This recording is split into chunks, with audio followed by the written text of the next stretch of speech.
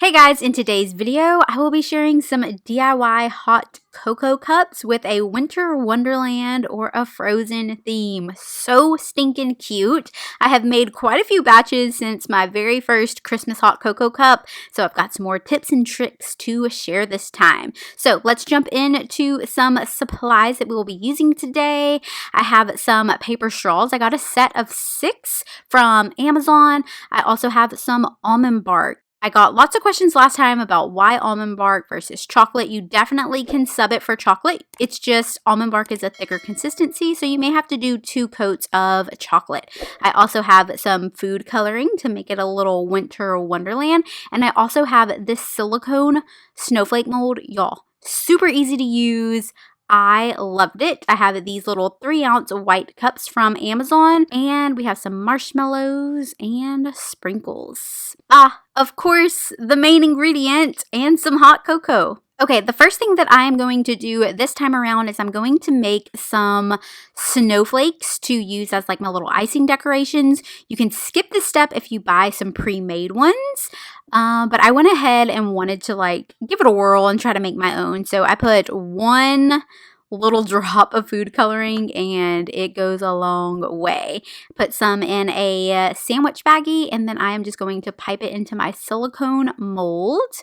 I popped these into the freezer for 3 minutes and oh my goodness, I am obsessed. They are so easy to use. They popped right out and I think they look fabulous.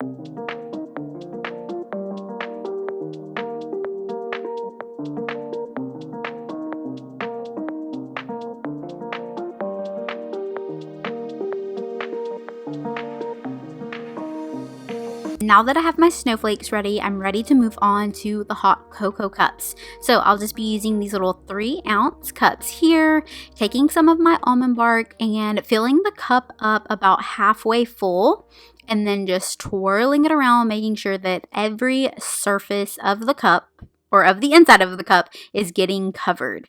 You don't want to skimp out on your almond bark here. Fill that cup up if necessary so that you get everything fully covered. I'm just going to twirl it around to get the excess out.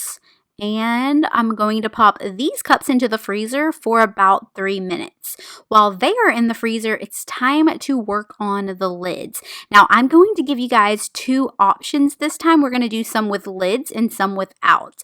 Without lids is definitely a time saver. So I'm just going to take a few lids and actually I'm going to take a few cups, cut the top portion off, and fill them up with the almond bark and then pop these into the freezer for 3 minutes. While I have my lids in the freezer, I'm going to bring the cups back out and I'm just going to snip the cup right at the seam. Just a light little snip.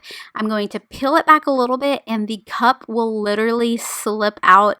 And to get a cleaner look, I'm going to heat up a plate. So I have a hot plate right here, and I'm simply going to clean up the rim. So you're just going to twirl your cup around. You may have to wipe away some with your finger, and it's as easy as that. Next up, we're going to fill our cups with hot cocoa. So I have a really tiny spoon here, so I put about 3 spoonfuls in each cup. So it's probably about 2 tablespoons. I am going to pop some marshmallows into each cup and then we are going to do 2 different versions of the cup. So the cups with lids. This is a little tip that I'm doing different from last time. I'm taking a hot plate, I'm taking my lid and I'm going to warm it up. The melted almond bark is going to act like my glue so it will stick to my cup. I found that that was a lot easier than piping almond bark around the lid like glue, but either way, they both work. Now it's time for more marshmallows. So I'm just going to dip some marshmallows into my almond bark, apply 1 layer, add the straw, and I did cut my straws into 3 pieces, and then add 1 more layer of marshmallows. I took some more of that blue almond bark and drizzled it on top of the marshmallows, added some sprinkles, then took a little bit more of that almond bark, used it as some glue for my snowflakes and popped them onto the center of the cup. And I think they turned out so cute.